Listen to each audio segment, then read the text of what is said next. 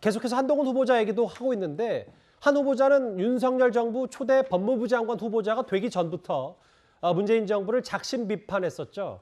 민주당에서는 이제 한동훈 후보자를 소통령으로까지 부르며 공격하고 있습니다. 합의하기 협치하게 국민의힘 규탄한다. 국민무시 합의하기 국민의힘 규탄한다. 지난주에 국회의장의 중재로 여야가 검찰개혁 입법의 처리를 약속한 바 있습니다. 합의문의 잉크도 마르기도 전에 이른바 윤석열 당선인과 소통령으로 불리는 사람의 초법적인 행위에 의해서 국회 합의가 침탈당하는 것입니다. 그러나 어떤 일이 있어도 검찰 장사화는 반드시 이루어져야 한다. 약속을 지키는 것이 정치인데 국민의힘은 약속을 어기는 것이 정치라 믿는 집단 같습니다. 이번 사태의 배후는 윤석열 당선인의 지시를 받은 한동훈 법무장관 후보자이며 이준석 대표는 한동훈 후보자의 아바타에 불과하고. 서영주 대변인, 네. 민주당의 시각은 소통령이라더니 한동훈 후보자는 국민의힘을 지배할 정도의 권력을 갖고 있다. 그러니까 뭐 전화 한 통이든 한동훈 후보자의 입김으로 국민의힘이 사실상 이 박병석 국회의장의 중재안을 파기했다 이렇게 판단하고 있는 겁니까? 국민들이 보시기에도 그럴 수 있습니다. 그게 뭐 진위는 모르겠지만 그러니까 이준석 대표가 이 국회의장이 내놓은 중재안을 뒤집는다는 건요. 이건 의회 정치에서 보기 힘든 이례적인 사건입니다. 통상 보면은 여야가 원내대표가 합의하고 최고위에서 추인을 하더라도 각 당의 의원총회의 어떤 공론화가 돼서 결정이 되면 거기에서 좀 이렇게 틀기도 하고 하는데 이건 반대예요. 예. 권선동 원내대표가 의총에서 의원들의 중지를 모아서 추인을 했지 않습니까?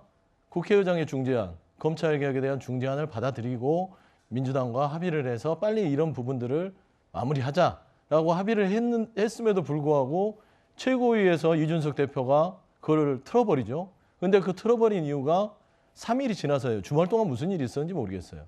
근데 한동훈 장관 후보자가 직접 본인이 얘기합니다. 이준석 대표에게 전화를 해서 문제점을 얘기했다.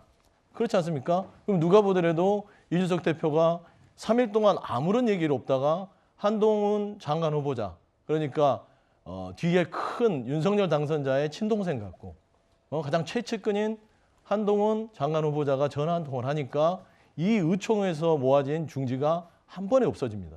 그리고 민주당과 어렵게 합의한 거, 특히나 국회의장이 되게 힘들게 중재안을 냈잖아요. 예. 그러면 입법부의 수장이 그런 중재안까지 냈던 이런 중차대한 약속을 한동훈 장관 후보자가 저렇게 말 한마디로 뒤집은 게 아닌가라는 건 국민들이 보면 당연히 의회 정치 정도는 흔들 수 있는 사람이구나. 그러면 소통령인 것이죠. 그래서 한동훈 장관 후보자가 저렇게 소통령 역할을 계속하게 되면 예. 새로운 정부에서 불행해질 수밖에 없다. 그래서 참 큰 우려가 듭니다. 이와 관련해서 이준석 대표의 입장도 한번 들어봐야 될 것 같은데요. 같이 만나보겠습니다.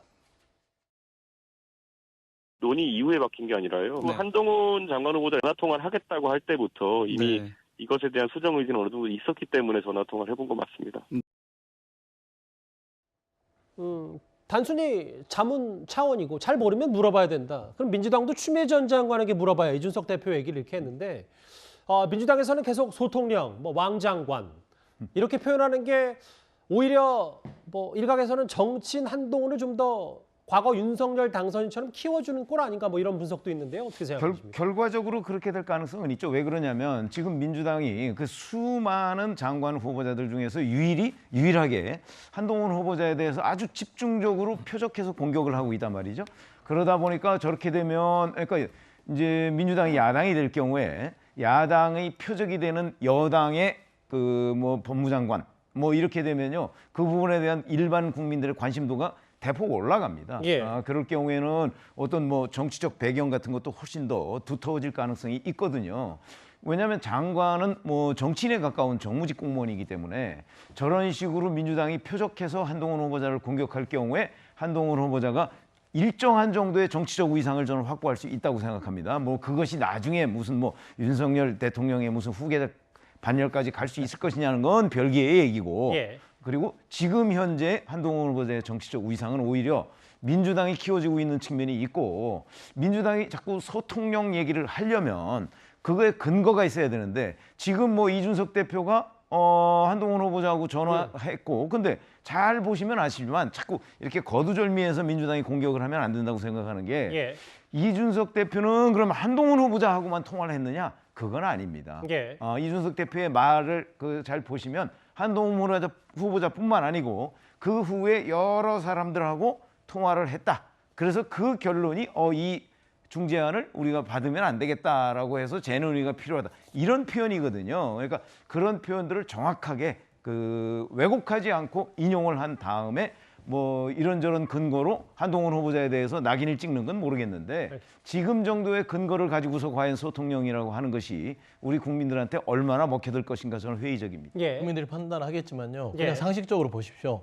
지금 이준석 대표가 얘기하는 거는 권선동 원내대표가 의총에서 추인을 하기 전에 예. 그러면 당대표로서 추인이 됐으면 충분히 얘기할 수 있잖아요. 그러면 3일 전에는 뭐 하다가 그때는 전화가 멈췄습니까?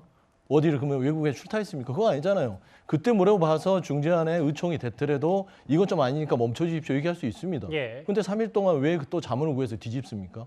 이건 상식적으로 어느 정도 한동훈 장관 후보자의 입김이 들어갔다. 아니면 윤석열 당선자가 한동훈 장관 후보자를 대리해서 지시한 것일 수도 있다. 이런 추측이 가능한 것이죠. 뭐 이런 측면도 있지 않을까요? 왜냐하면 그 국민의힘 내부 게시판에 생각보다 주말 사이에 검수안박 권성동 의원이 왜 합의해 갖고 왔냐라는 불만도 많았고 실제로 여러 자문을 구해 보니까 공직자 범죄, 선거 범죄들 이제 앞으로 수사 잘 못한다는 내부 판단이 있으면 되돌리는 것도 부담스럽긴 한데 한번 다시 검토해야 되겠다. 이런 생각할 수 있지 않을까요? 아니 그러니까 의총이라는 게요. 예. 의총이 그래서 시간을 길게 하거나 좀 연기를 하거나 이렇게 예. 합니다. 그런데 권선동 원내대표가 보안 수사를 잣대로 해서 그거를 추인을 이끌어냈어요.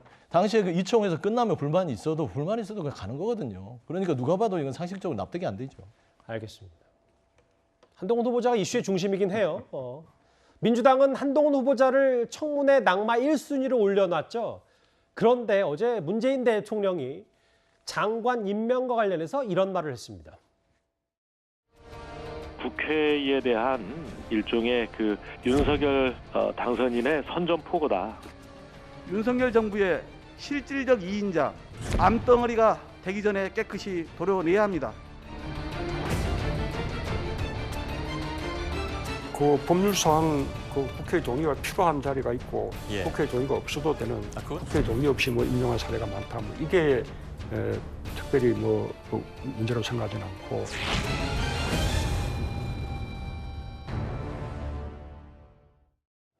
예, 그런데요. 과거 문재인 대통령 야당 대표 시절에는 이런 말을 한 적이 있습니다. 야당과 국민을 무시하고 황교안 총리 후보 인준을 밀어붙이는 박근혜 대통령과 여당의 오만과 불통에 분노하지 않을 수 없습니다. 7년 전에 문 대통령이 저런 얘기를 했었고 그런데 어제는 37명인가요? 문재인 대통령 임기 내에 국회 동의 없이 임명이 된 장관 후보자들. 특별히 문제라고 생각하지 않는다고 했습니다. 역대 정부 합친 것보다 비슷하거나 많다고 이야기를 하죠. 자, 그런데 문재인 대통령의 도대체 본 뜻이 뭔지 모르겠습니다. 자, 그럼 인사청문회를 왜 합니까? 국회에서. 이 노무현, 제가 알기로 노무현 정부 때 이제 국회 김대중 정부가요. 인사청문회 제도가 도입됐고, 그 다음에 여야가 이제 합의를 해서 청문 보고서를 채택합니다. 그 이야기는 뭐냐면 결국은 이 인사권에 대해서 국회 의견을 존중하라는 이야기입니다. 자, 그런데 문재인 대통령 지금 뭐가 문제가 되냐? 이렇게 이야기를 하고 있지 않습니까? 참 저는 이해할 수가 없는 것이고요. 또 이번에 문재인 인터뷰를 보면 역사는 청산의 대상이 아니다. 정의는 독점할 수 없다. 이렇게 이야기를 하시는데 근데 문재인 대통령 취임하고 나서 바로 국정과제 1호가 뭐였죠? 적폐청산이었습니다. 자, 그리고 첫 민주정부는 김대중 정부라고 이야기를 합니다. 근데 문재인 대통령 이야기를 보면 결국 역사는 청산의 대상이 아니라 역대 대통령 다 존중해야 된다고 이야기를 하고 있어요. 그러니까 앞뒤가 안 맞는 이야기죠. 더군다나 이 청문회 이야기는 그러면 그렇다면 본인이 앞으로 청문회 하지 말자라고 이야기를 하시든지 그러면 37명이나 이렇게 임명해 놔놓고 전혀 문제가 안 된다? 이렇게 이야기하는 것은 그동안 국회가 얼마나 많은 비판했습니까? 앞으로 그러면 민주당도 마찬가지입니다. 자, 국회에서 그러면 윤석열 당선인이 청문회해서 임명하면 문재인 대통령 똑같은 이야기를 한번 하시면 될 것 같습니다. 그 발언 바로 이어서요. 전현 평론가님. 한동훈 후보자를 임명 강행해도 만약에 민주당이 동의 안 해도 뭐 강행해도 문 대통령 어제 발언이면 명분을 준 셈 아니냐 어떻게 판단하십니까? 그런데 우리가 정치권이 여야가 됐을 때 말이 자꾸 바뀌면 안 되겠죠. 예. 국민의힘이 야당 시절에 이런 행태를 비판했다면 이제 여당이 될 시점에서 하면 안 됩니다. 그 고리를 끊고 가면 됩니다. 과거에 민주당이 이렇게 했으니까 우리도 한다? 이거는 뭐 나쁜 선례를 계속 되풀이하겠다는 의지니까요. 문 대통령의 발언과 별개로 한번 생각해 볼 문제고요. 두 번째로 한동훈 장관 후보자에 대해서는 여론조사 결과도 발표된 적이 있는데 지금 거의 찬반이 팽팽하게 맞서는 걸로 나옵니다. 이 의미는 뭐냐면요. 개인에 대한 자질 논란을 떠나서 이 인사 자체가 진영 간의 갈등이나 국민 통합을 방해하는 요소로 비춰질 수 있다는 것입니다. 인사는 하나의 정치적 행위이거든요. 예. 그 부분에 당선인 측이 봐야 될 것으로 보이고요. 세 번째로 최근의 과정을 보면 제왕적 대통령제 소통령이라는 말이 나올 만합니다. 앞으로 권성동 원내대표는 의원총회 하지 말고 윤석열 당선인 대통령하고 전화해가지고 뭔가 결정해야 되는 거 아니냐 이런 말이 나오는 것이고요. 이준석 당대표도 권성동 원내대표와 투톱으로서 의논할 게 아니라 예. 앞으로 그럼 한동훈 법무부 장관 후보자에게 전화해서 결정할 겁니까? 이 세 번째 부분에 있어서는 여야를 떠나서 특히 앞으로 집권 여당이 될 국민의힘 내부에서는 지금의 의사결정 과정이 과연 의회 민주주의에 맞는지 본인들이 스스로 제왕적 대통령이란 말과 소통령이라는 논란을 예. 자초한 것이 아닌지 돌아볼 필요가 있다고 생각합니다. 제가 드린 질문 말고도 또 다른 논평을 많이 하셨어요. 알겠습니다. 제가 한마디만 하고 가겠습니다. 예. 아니 그러면 당대표가 그 장관 후보자 통화 못합니까? 의견 수를 못해요? 자기들끼리만 이야기해야 돼요? 예. 그게 그게 당연한 건가요? 아니 당대표가 여러 사람들하고 통화하고 여러 사람들 의견 수렴하는 거 당연한 거 아닙니까? 알겠습니다. 근데 그거 자체가 의회 민주주의를 훼손하는 행위입니까? 이 부분은 내분 의견을 거의 대략적으로 충분히 들은 것 같아서요. 준비된 시간도 거의 다 됐고 한동훈 후보자 오늘 문 대통령이 어제 본인의 발언을 부적절하다고 평가한 것에 대해서 양심의 문제다 이렇게 반박했습니다.